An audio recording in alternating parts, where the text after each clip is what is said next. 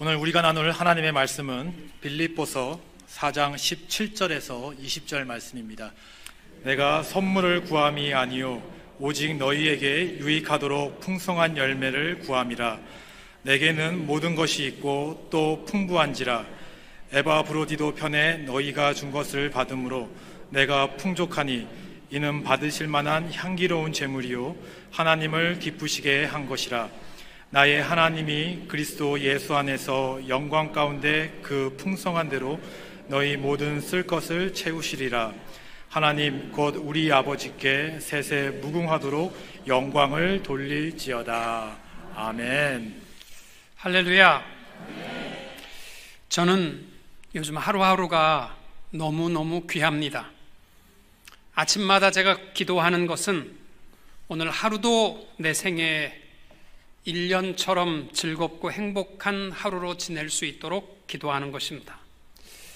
2002년 한국 월드컵 4강을 이루었던 한 축구 선수가 저랑 똑같이 췌장암으로 병원에 입원했다는 기사를 읽었습니다. 췌장암은 보통 1, 2기에 발견되는 일은 거의 없고 발견되면 보통 3, 4기에 발견되는데 운 좋게 1, 2기에 발견이 돼서 수술을 해도 평균 수명은 5년 정도고 3, 4기에 발견된 환자는 보통 6개월에서 1년 정도 살 수 있다 이렇게 말합니다. 제가 아프고 나니까 제게 하루 24시간이 너무 소중합니다. 속상하고 다투고 괴로워하고 힘들어하고 이렇게 살아가야 할 시간이 없습니다. 매일 매 순간이 기쁘고 감사하고 행복한 축제의 삶을 보내기를 기도하며 그 마음으로 살아가고 있습니다. 사실 우리가 살아가는 이민 생활의 현실을 보면 기뻐할 일보다는 힘들고 어렵고 고민과 걱정의 삶이 훨씬 많습니다.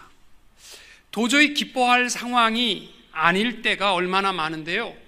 문제는 성경은 우리에게 그냥 기뻐하라 이렇게 말씀하는 것이 아니라 항상 기뻐하라 이렇게 말씀합니다.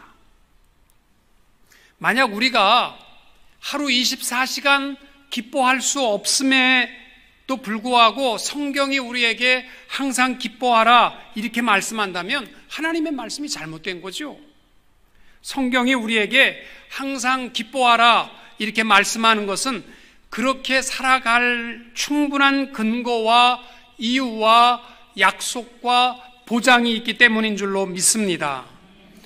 특별히 빌립보서 4장 말씀을 보면 바울의 유언과도 같은 주옥과 같은 말씀들로 항상 기뻐해야만 하는 우리 성도의 삶의 이유를 여러 가지로 밝히고 있습니다. 빌립보서 4장 6절과 7절 아무것도 염려하지 말고 오직 모든 일에 기도와 간구로 너희 구할 것을 감사함으로 하나님께 아뢰라. 그리하면 모든 지각에 뛰어난 하나님의 평강이 그리스도 예수 안에서 너희 마음과 생각을 지키시리라. 아멘.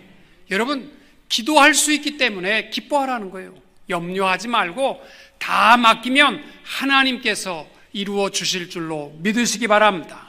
기도할 수 있는데 왜 염려하십니까? 기도하면서 왜 염려하십니까? 기도할 수 있는데 왜 걱정하십니까? 여러분, 우리 복음성가를 늘 부르고 있는데 여러분, 기도할 수 있기 때문에 항상 축제의 삶을 살 수 있게 되는 줄로 믿습니다. 또 빌립보서 4장 13절 말씀, 우리 지난주에 나눴던 말씀인데 내게 능력 주시는 자 안에서 내가 모든 것을 할 수 있느니라. 아멘. 내 생각에는 도저히 못할 것 같아도요, 하나님은 하실 수 있기 때문에 걱정하지 말고 염려하지 말고 축제의 삶을 살아라 라는 말씀입니다. 여러분, 우리가 잘 부르는 복음성가 있잖아요. 할 수 있다 하신 이는, 우리 같이 한번 부르시겠습니다. 할 수 있다 하신 이는. 믿음을 가지고 매일 축제의 삶을 사모하며 같이 부릅니다. 할 수 있다 하신 이는 능력주 하나님 의심 말라 하시고 물결 위로 하시네. 할 수 있다 하신 주, 할 수 있다 하신 주, 믿음만이 능력이라 하시네. 믿음만이 능력이라 하시네. 아멘. 여러분, 우리 하나님 능력의 하나님이기 때문에 매일 축제의 삶을 살아야 한다라는 말씀입니다. 또 오늘 9절 빌립보서 4장 19절 말씀에 보시면은 나의 하나님이 그리스도 예수 안에서 영광 가운데 그 풍성한 대로 너희 모든 쓸 것을 채우시리라. 아멘. 더 이상 무슨 설명이 필요하십니까? 우리가 날마다 축제의 행복한 삶으로 살 수 있는 하나님의 약속들입니다.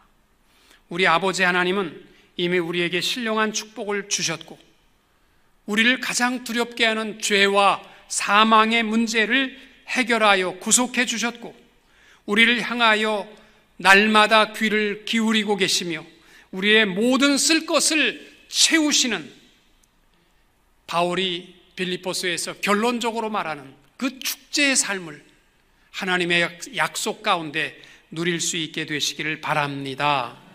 2001년도 5월 15일자 Annals of Internal Medicine이라는 의학 잡지에 보시면은 재밌는 의학 결과가 하나 나와 있습니다. 캐나다 토론토 대학의 리델 마이어 교수와 그의 제자인 셸든 싱이라는 분이 아카데미 시상을 받은, 그러니까 그 1929년부터 2000년까지 주연상과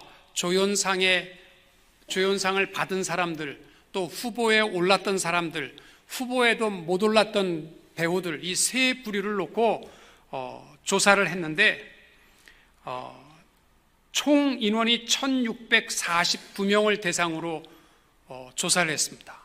그랬더니 상을, 아카데미 주연상이든 조연상이든 상을 받은 사람 배우는 평균 수명이 79.7세, 그리고 아카데미상 후보에 올랐던 사람은 평균 수명이 75.8세.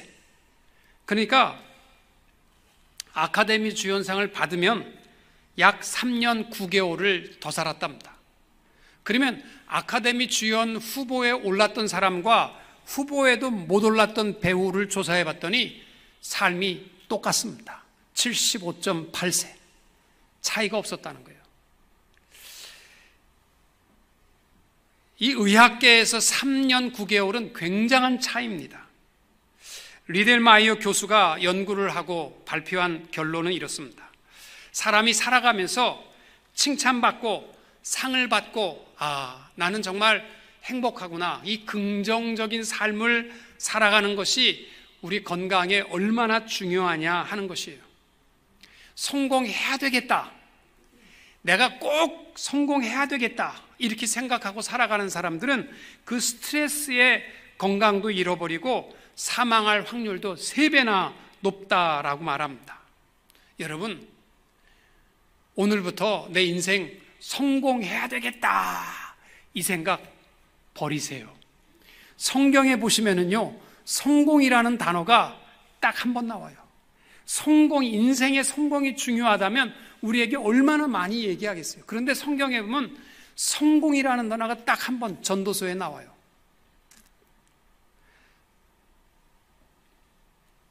성공해야 되겠다라는 인생이 되지 마시고, 나는 이미 그리스도 예수 안에서 영적 승리자가 되었음을 믿으시고 소망 가운데 살아갈 수 있게 되시기를 바라고, 그 능력의 하나님이 나와 늘 동행하심을 믿고 담대하게 살아가시는 축제의 삶을 누리는 성도님들이 되시기를 주님의 이름으로 축원합니다. 축제의 삶이 되시려면 첫째, 바울이 말하는 비결은 나눔과 드림에 있습니다. 빌립보 교회는 마게도냐에 처음으로 도착한 바울이 세운 교회입니다. 바울이 떠날 때에 바울에게 선교에 동참하고 함께했던 교회였습니다. 바울은 빌립보 교회를 풍성한 교회라고 소개합니다. 여러분, 고린도 교회와 빌립보 교회를 육신적인 눈으로 볼 때는요, 고린도 교회가 훨씬 부자고 훨씬 똑똑한 사람도 많고 교회도요, 오늘날로 말하면 대형 교회였고, 빌립보 교회는 약했습니다. 가난하고 핍받고 환난과 어려움이 많았습니다. 근데 바울이요, 꼭 고린도 교회에게 풍요로운 교회를 소개할 때는요, 빌립보 교회를 소개합니다. 고린도후서 8장 1절과 2절에 형제들아, 고린도 교회에 대해 하는 얘기예요. 하나님께서 마게도냐 교회들에게 주신 은혜를 우리가 너희에게 알게 하노니 환난은 많은 시련 가운데서 저희 넘치는 기쁨과 극한 가난이 저희로 풍성한 연보를 넘치도록 하게 하였느니라. 여러분, 이 마게도냐 교회는 빌립보 교회입니다. 실제적인 풍요로움은 고린도 교회인 것 같지만은 사도 바울이 볼 때에 환난과 고난과 어려움과 핍박이 많은 빌립보 교회가 진짜 부자라고 소개하고 있습니다. 여러분, 부자가 행복한 법입니다. 여러분, 부자가 되셔야 됩니다. 문제는 누가 부자입니까?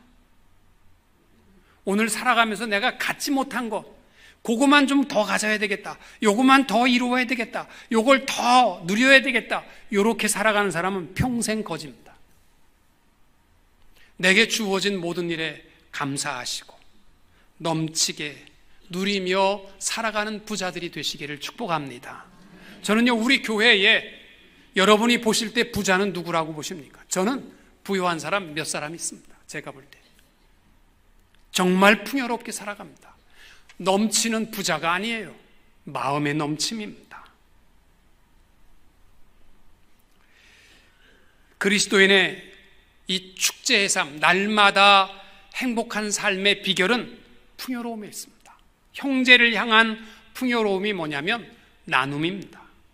초대교회를 보면 그들도 넉넉하지 못했지만 그 특징에 대해서 사도행전 3장 45절에 보시면 재산과 소유를 팔아 각 사람의 필요를 따라 나누어 주었다.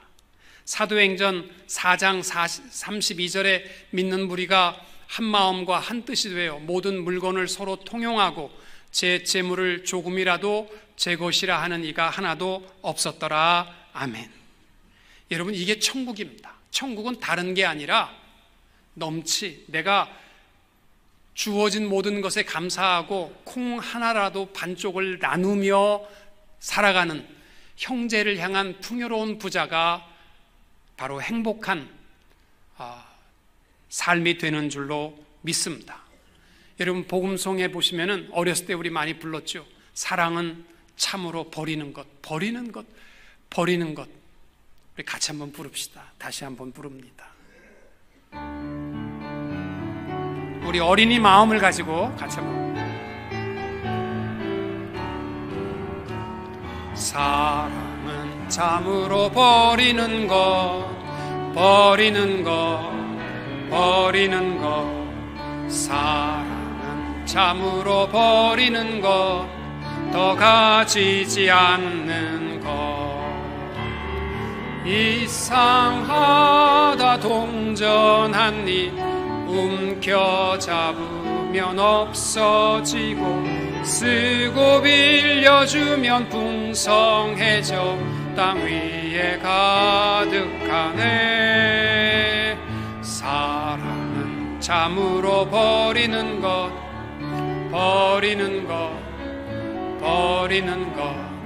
사랑은 참으로 버리는 것. 더 가지지 않는 것. 여러분, 쓰고 빌려주면 풍성해진답니다. 부자는 드림에 나눔에 있습니다. 또 하나, 하나님 앞에 부요한 자는 드릴 수 있는 자입니다. 축제의 삶의 중요한 요소는 헌물입니다. 어떤 분은 사람에게는 부자처럼 생활하는데 하나님 앞에 인색한 분들이 있습니다.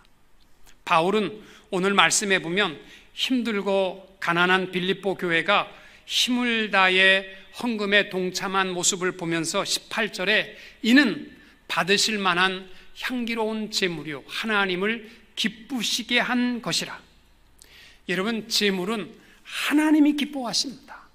여호와를 기뻐하라. 저가 내 마음의 모든 소원을 이루어 주시리로다. 아멘. 하나님 기쁘시게 하면 우리의 모든 삶이 축제의 삶인 건 맞습니다. 제가 보면요, 헌금과 행복지수는요 같이 갑니다. 많이 드리는 그 의미가 아닙니다. 내가 기쁨으로 드리는 사람이 행복합니다. 제가 이렇게 목회를 하면서 보면 선교 헌금을 제일 안 하는 분이 선교에 대한 불평이 제일 많습니다.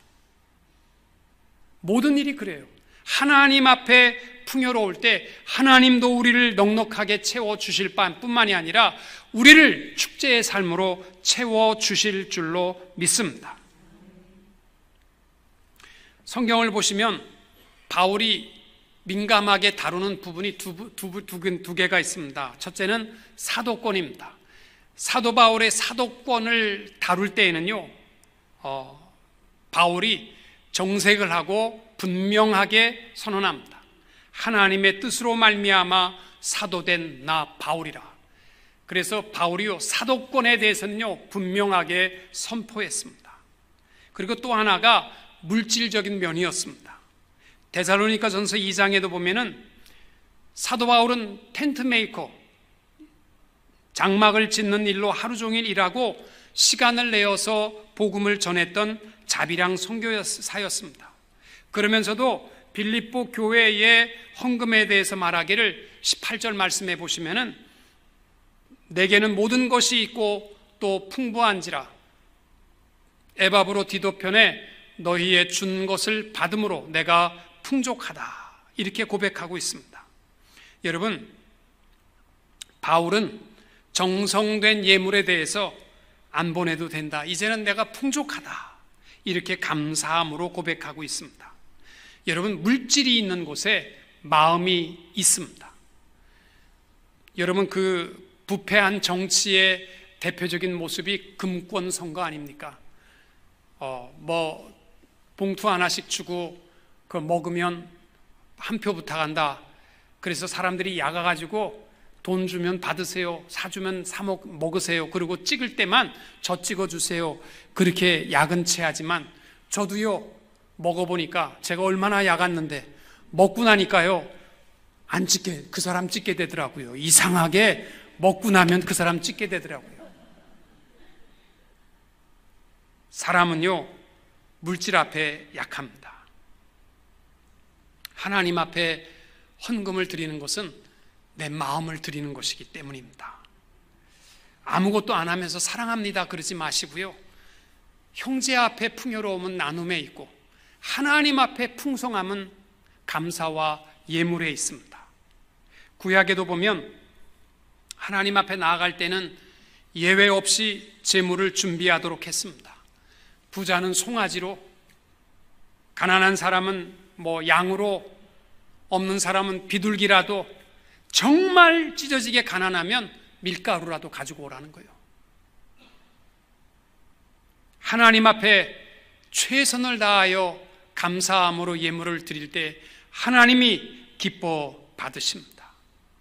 시간도 내 평생 다 즐기다가 나이 들어서 하나님 앞에 드리려고 하지 마시고, 물질도 내 쓸 것 다 쓰고 내 욕심 다 채우고 내 이제는 요 마지막 땅 사고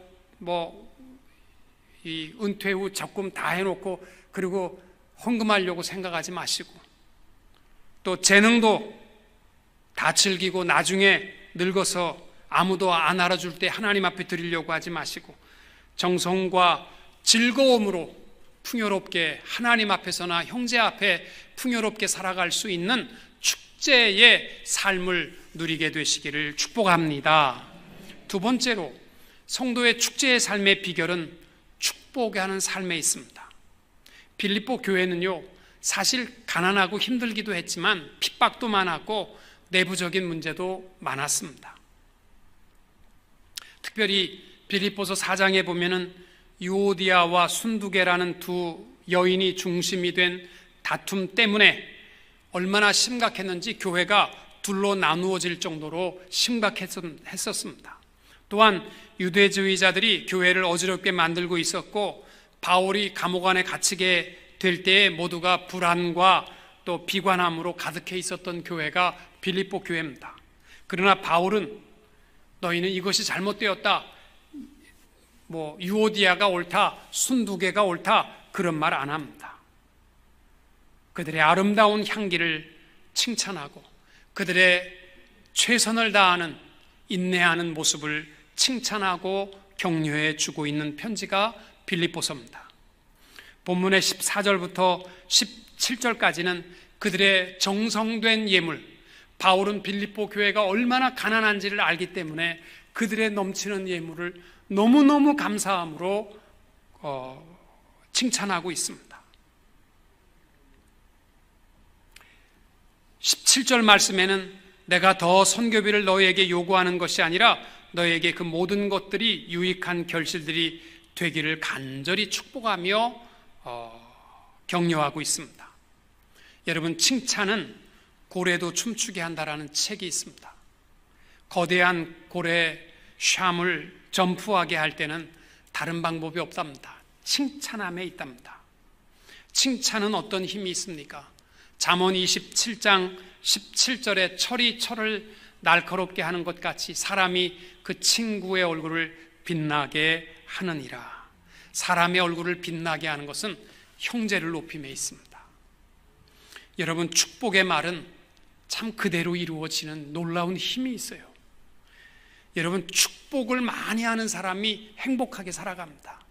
이것 잘못됐고 저거 잘못됐고 너 이게 틀렸고 저거 틀렸고 비난하는 사람들은요, 그 마음이 항상 부글부글 끓게 돼 있어요. 지난주에 미국의 월드 시리즈 결승 7차전을 통해서 워싱턴 팀이 우승을 했습니다. 창단 50년 만에 우승을 했어요. 워싱턴 팀에서 제일 잘하던 선수가 하포라는 타자였습니다. 굉장히 잘 쳤습니다. 그가 워싱턴 팀에서 열심히 노력을 했는데 우승을 못하고 자기는 우승할 팀으로 가버렸습니다. 그래서 필라델피아 필리스 팀으로 옮겼어요. 그리고 기자회견 첫날 필라델피아 필리스 옷을 입고 기자들이 물어볼 때 그는 이렇게 얘기했습니다. 이제 우리 워싱턴 팀이 올해 꼭 우승할 것입니다. 자기가 필라델피아 옷을 입었는데 하도 우리라는 말은 워싱턴이 입이 배가지고 우리 워싱턴 팀이 올해는 꼭 우승할 것입니다. 이렇게 얘기했거든요. 그 기자들이 눈이 커지니까 내가 잘못했습니다. 그렇게 하고 필라델피아 팀이 우승할 것입니다. 이렇게 얘기했는데 진짜로 워싱턴 팀이 우승해버렸습니다. 여러분, 특별히 성도들의 입술은요, 성령님이 꼭 듣고 계시니까 하루를 살아가면서 축복하세요. 여러분의 입술이 축복하고 축복할 때에 그들이 복받지만 여러분들도 하나님 앞에 풍성한 삶을 살아가게 될 줄로 믿습니다. 실제로 역사 속에 보면 천주교회의 역사 속에 주일 미사에서 신부를 돕던 한 소년이 실수로 제단에 잔을 사용할 포도주 그릇을 떨어뜨렸습니다. 그 신부가 이 어린아이의 뺨을 치면서 어서 물러가고 다시는 제단 앞에 너는 오지 마라, 그렇게 했어요. 이 소년이 성장해서 공산주의자의 대지도자 유고의 티토 대통령이 된 것입니다. 말대로 다시는 제단 앞에 얼씬거리지도 않았고 그는 공산주의의 대표가 되어서 하나님을 비웃고 믿는 자들을 핍박하는 자가 되었던 것입니다. 또 다른 작은 천주교회에서 미사를 돕던 한 소년이 똑같이 포도주 그릇을 떨어뜨렸습니다. 신부는 그의 머리를 쓰다듬어 주면서 이 다음엔 너는 훌륭한 신부가 될 수 있단다, 이 말을 했는데 그 말을 들은 소년이 자라서 천주교회 역사에 남는 훌턴 쉰 대주교가 되었던 것입니다. 여러분, 잠언 10장 20절 의인의 혀는 천은과 같거니와 악인의 마음은 가치가 적으니라. 아멘. 여러분, 축제의 삶을 사시려면 우리 입술이 칭찬하고 격려합시다. 특별히 자녀들에게도요. 자녀들이 가장 상처를 많이 받는 단어가 말이 뭐냐면 43%. 아이들이 부모에게 가슴에 못이 박힌 말이 뭐냐면 내가 제대로 하는 게 뭐가 있냐, 이 말을 제일 싫어한답니다. 그런 말 하지 마세요.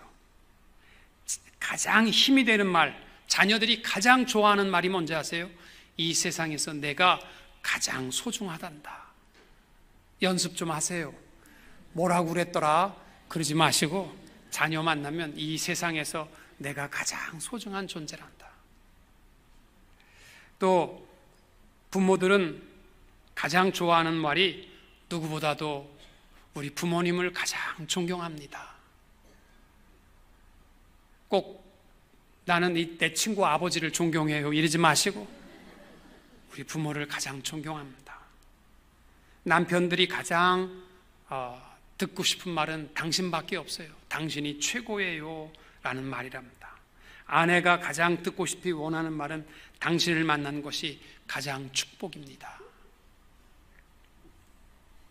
조사 결과의 결론은 뭐냐면 인정하는 말이 힘이 된다는 거예요. 하나님의 자녀의 축복된 축제의 삶은 우리 입술로부터 시작됩니다. 모든 사람을 향해서 꼭 아픈 마음만 폭폭 집어내지 마시고 축복하고 또 격려하고 칭찬할 수 있는 여러분의 입술로부터 하루하루가 축제의 삶이 이루어질 수 있게 되시기를 축복합니다. 마지막으로 바울이 빌립보 교회를 향한 결론에 대해 마지막 결론이 19절입니다. 영광 가운데 모든 쓸 것을 너희에게 채우시리라.